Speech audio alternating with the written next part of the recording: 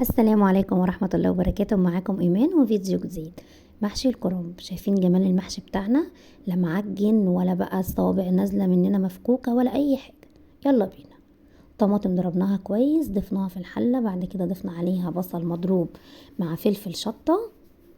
أبدأ هنا بقى أضيف الملح والسكر والفلفل الأسمر. السكر مهم جدا عشان حموضة الطماطم. الطريقة دي أنا بحبها قوي أكتر من إن أنا أحمر البصل لوحده بره. طعمها حلو جدا وبرده متسبكة، دي مش ني في ني. ابدا بقى هنا اضيف شويه زيت عشان المحشي بتاعنا يبقى يلمع معانا، من الصوابع بتلمع كده وطعمها جميل. هنا بقى جهزت الميه اللي هسلق فيها الكرنب، ضفت لها كمون حصى وملح. وهنا كنت قطعت الجزء العلوي من الكرنبه وكنت لسه بكمل عشان خاطر ابدا ان انا افكك الورق واحده واحده. لازم اشيل الجزء اللي في النص الاول، وهبقى اعمل لكم فيديو تاني بالتفصيل، لاني هنا انا يعني مش شارحين كفايه. احنا بس عشان ما نطولش على حضراتكم الفيديو حبينا ان احنا نختصر. ده هنا كده خلاص بدأنا نشيل بقى الكرنب واحدة واحدة. هنا المية كانت غليت معايا، ابدأ بقى انزل بالورق.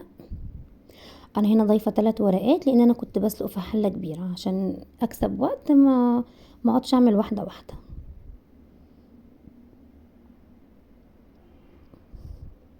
هنا ابدأي بقى ان انتي يعني خلي الورق كله يبقى في المية عشان ياخد كله سوا واحد.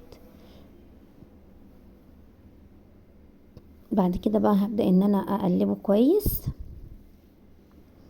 عشان الورق اللي هيبقى نزل الاول هيبقى هو سواه اسرع شويه. ناخد بالنا ان الكرنب ما بياخدش وقت كبير في السليق، 3 دقايق بس او 4 دقايق على النار، مش اكتر من كده. هنا بقى اكون مجهزه عندي طبق فيه ميه، ابدا انزل بيه بالورق وبعد كده احطه على صينيه ارصه، ونبدا بقى ان احنا نقطعه. انا هنا كده بجيب الورقه اقسمها نصين واقدر اشيل العرق اللي في النص والفها بالطول كده، وبعد كده ابدا اقطعها الورق لقطع كده متساويه. حاولي تخليهم كلهم مقاس واحد عشان تبقى الصوابع بتاعتك كلها حجم واحد.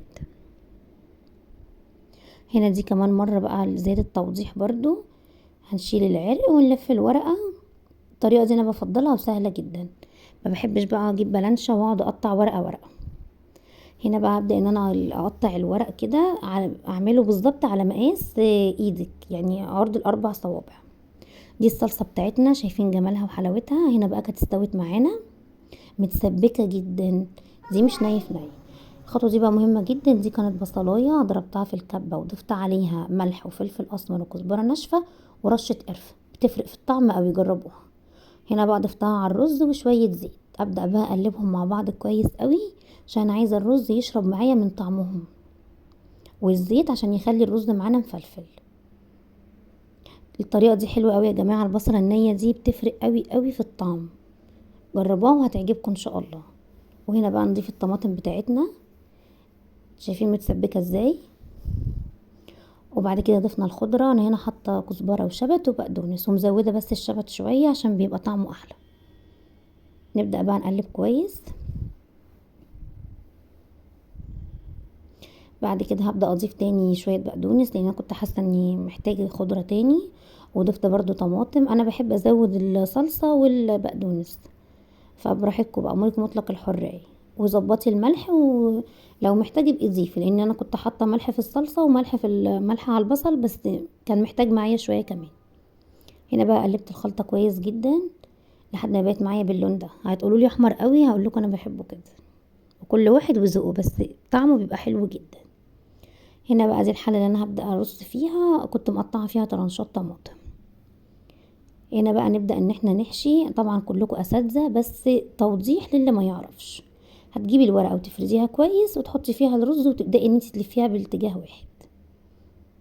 هنا بقى كمان مرة برضو الرز حطيه افرديه عشان خاطر ما يبقاش مكلكع في حتة واحدة، وما تزوديش الرز في الصوابع عشان ما يزيدش قوي، يبدأ ان هو يخرج بره الصوابع ويبقى فيه رز كتير كده في الحلة، ما يبقاش شكله حلو خالص. شايفين اصلا الصوابع بتاعتنا صغيرة ازاي؟ المحشي الكبير ده مبيبقاش حلو خالص، قطعوا الورق صغير. هنا بقى جبت معلقه سمنه ضفتها على الوش وابدا اضيف الشوربه بتاعتي. هتقولي ما انت حاطه زيت، هقول لكم الزيت والسمنه بيفرقوا قوي. المحشي لازم ياخد حقه في الحاجات دي عشان يبقى طعمه حلو. ابدا بقى هنا اهز الحله بتاعتي كويس عشان انزل الشوربه في جميع يعني الجوانب، تنزل تحت وفوق. هنا طبعا المعلقه دي عشان توزع الحراره، والشوربه يا جماعه ما تغطيش الصوابع. هنا كان خلاص بدأ معايا يدخل في استوى بقى، شلت خلاص المعلقه، اوطي بقى على نار هاديه واسيبه لحد ما يتشرب. وده هنا كان شكل المحشي بتاعنا. شايفين نازل معانا ازاي؟ مش معجن ولا رز خارج بره ولا اي حاجه. ايه رايكم بقى في الطريقه بتاعتنا دي؟ سهله وبسيطه وحلوه جدا، جربوها وهتعجبكم ان شاء الله. شايفين شكل الصباع معانا عامل ازاي؟ لو عجبتكم بقى الوصفه بتاعتنا ما تنسوش تشتركوا في القناه وتفعلوا زر الجرس ولايك وشير. ايه رايكم بقى؟ جربوه واكتبوا لي في الكومنتات. والسلام عليكم ورحمه الله وبركاته.